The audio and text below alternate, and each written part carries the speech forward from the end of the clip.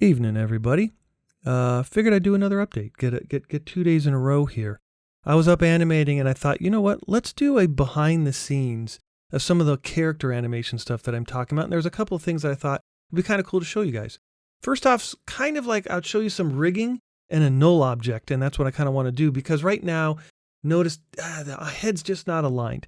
And in order to do that, I have to move the null object. And what a null object is, what I use it as is, it's an invisible object in which I can move the head, and that way it can move the head independently of the mouth movements and all the other things, because this rigging is all the different parts connected to each other. So the mouth is connected to the head, the eye is connected to the head, but the pupil is connected to the eye. And that way, and then the head is connected to the null, so when I move the null, everything moves. Notice how that moved. But I could take the mouth and move the mouth independently. That way, I can have him talk and nod his head at the same time. And so what I need to do in order to fix this little hitch up right there, I'm going to select the null object and I'm just going to nudge it over until it lines up. Okay.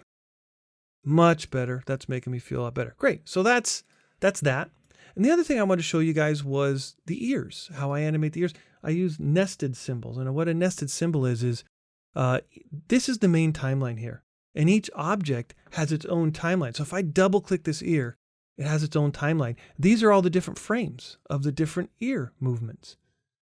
You can see it getting flat. So if I go back to the main timeline, the reason I'm doing that is because if I actually try to just rotate this ear on its own axis like this, notice how it doesn't line up. It doesn't look good. So I need to do a little bit of old school frame to frame animation to get it right. And what I want is one ear up and one ear flat, because cats do that when they're listening to things.